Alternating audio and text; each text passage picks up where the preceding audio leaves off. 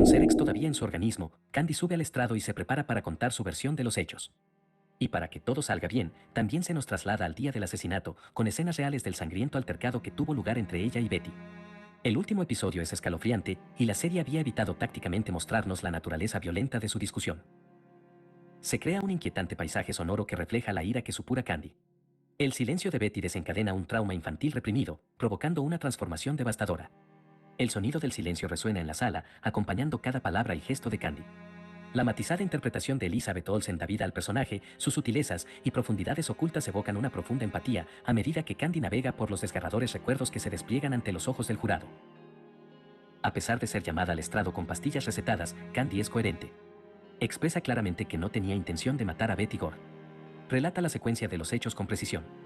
Menciona que nunca había visto el hacha hasta que Betty la llevó al salón. No temió por su vida hasta que Betty intentó cogerla por la fuerza.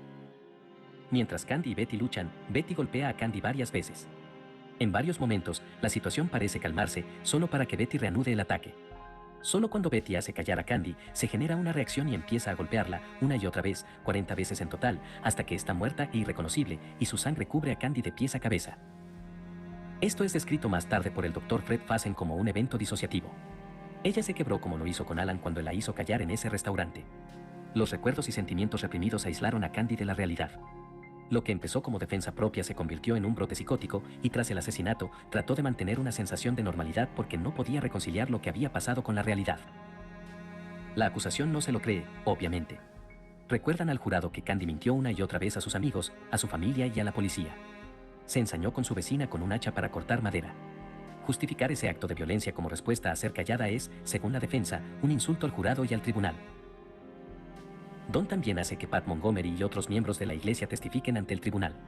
Pat revela que ha perdonado a Candy por la aventura y que está a su lado tras la muerte de Betty Gore.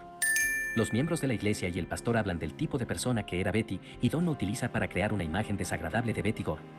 Don también pasa una noche en prisión tras un altercado con el juez, que lo declara en desacato.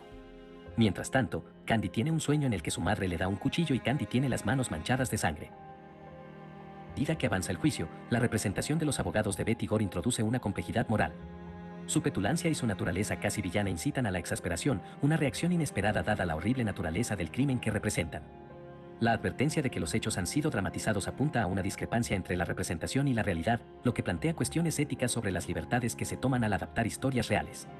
Sin embargo, a pesar de esta disonancia, el episodio consigue suscitar emociones encontradas, ya que nuestra simpatía fluctúa entre las dos mujeres atrapadas en un baile violento y trágico. La historia de Candy introduce la relación con su madre, que por lo demás ha estado físicamente ausente en la serie. Sin embargo, las instrucciones que le transmitió a Candy sobre un código de conducta constrictivo durante su infancia siguen atenazándola, lo que le genera una gran cantidad de energía nerviosa atrapada donde no sabe qué hacer. Su agresividad reprimida explota al oír la forma en que la hacen callar, ya que su madre a menudo la tranquilizaba y le inculcaba la idea de ¿qué pensará la gente de ella si se comporta de determinada manera? Al disociarse de su actual yo, civilizado y tranquilo, esto le provoca la respuesta sin precedentes de golpear a Betty con el hacha 41 veces. No es solo su situación con Alan lo que provoca este estruendoso y prohibitivo cambio en su personalidad, sino que es algo que siempre ha estado ahí bajo la superficie y que finalmente estalla de la forma más alarmante posible. La tensión se intensifica aún más con el testimonio del psiquiatra que previamente había hipnotizado a Candy para descubrir la verdad.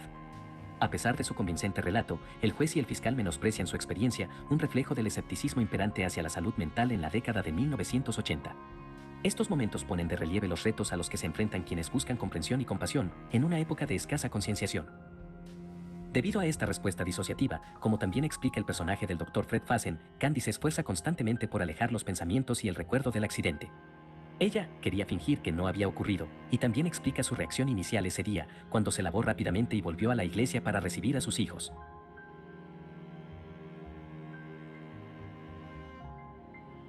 El objetivo de Don era demostrar que el asesinato de Betty Gore no fue premeditado, sino un acto de defensa propia.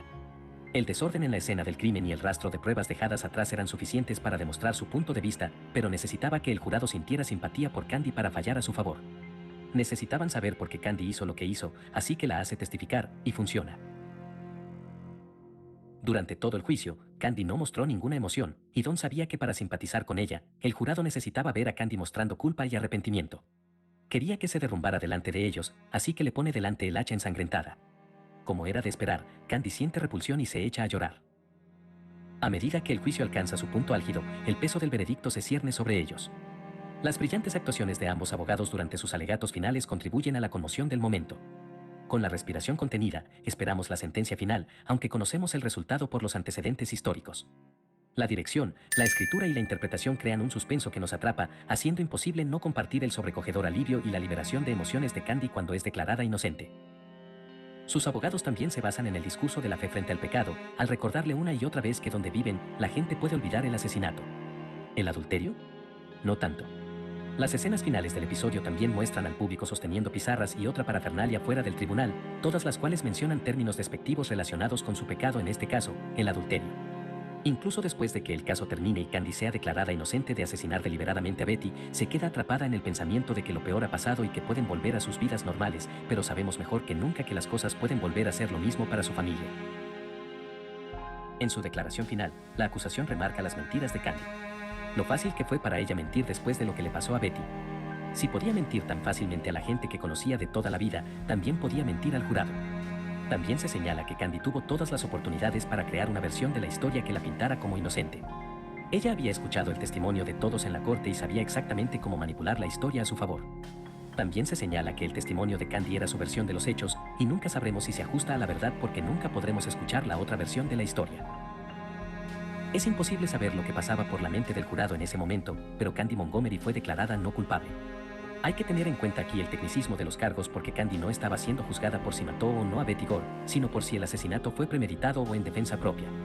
Ya fuera porque los trucos de Don funcionaron, porque la acusación no presentó un caso más sólido o quizá por algo más, pero a sus ojos Candy mató a Betty en defensa propia. Antes de que salga el veredicto, Pat le dice a su mujer que el jurado no puede declararla inocente. Solo pueden declararla no culpable. Hay una diferencia porque, decidan o no si el asesinato se produjo en defensa propia, la gente de su entorno nunca olvidará que el asesinato ocurrió.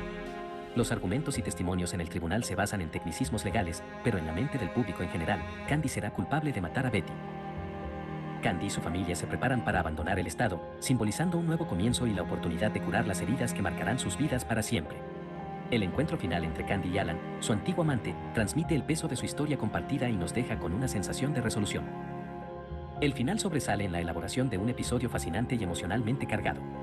A través de una hábil narración, el episodio entrelaza a la perfección trama y emoción, sumergiéndonos en una red de suspenso y empatía. El magistral uso del sonido, las poderosas interpretaciones y la complejidad moral de los personajes crean una experiencia que resuena profundamente en la audiencia. Con la mayor parte del enfoque en limpiar el nombre de Candy Montgomery a través del juicio, uno se involucra emocionalmente en su historia por completo. Y aunque en la vida real su nombre fue limpiado al final, la serie claramente pesa más en el lado de Candy de la historia. Además, al invitar a Pat a testificar al final, el equipo legal del acusado cuenta de nuevo con dar la vuelta al caso a su favor mediante una actuación emotiva. Esto hace pensar en lo táctico y manipulador que es todo el escenario. A pesar de que todos han jurado ser absolutamente sinceros en el estrado, es obvio que sus testimonios no siempre son objetivos, sino que en realidad están empañados por emociones con las que se juega como medio astuto para ganarse al jurado. A medida que la acusación interroga a Candy, los giros te hacen pensar también en sus verdaderas intenciones. Con una actuación igualmente convincente de cada parte en el tribunal, el espectáculo se vuelve absorbente hasta el punto de que cada momento te atrapa. Por eso, independientemente de a quién le toque hablar, uno tiende a creerse su versión. Cuando Candy habla en su defensa, confías en su historia, pero en cuanto el fiscal empieza a interrogarla, no puedes evitar echar un doble vistazo y preguntarte si es una buena mentirosa. La combinación global de estos juicios cruzados invoca fuertes emociones viscerales e incluso con el juicio final, no sabes realmente con certeza si estás en lo cierto al ponerte del lado de una mitad de toda la historia. Al término del episodio los títulos nos informan que Candy y Pat se divorciaron después de mudarse a Georgia. Pat todavía vive allí. Alan Gore, fiel a su estilo, se casó con la organista de la iglesia, Ellen Williams, poco después de la muerte de Betty. Lo que de todas maneras concluyó en divorcio. Alan se casó por tercera vez y ahora vive en Maine. Don Crofter, después de su papel estelar en los tribunales, se presentó a gobernador de Texas en 1986 y acabó con su vida en 1998. Candy, sin ningún sentido de la ironía, siguió trabajando como terapeuta familiar en Georgia. Llegó a ejercer junto a su hija, centrándose en la depresión. ¿Qué te pareció esta serie? Déjame tus comentarios aquí abajo. Y si te ha gustado este video, no olvides darle a me gusta y suscribirte al canal para estar al día de todas las novedades. Hasta la próxima.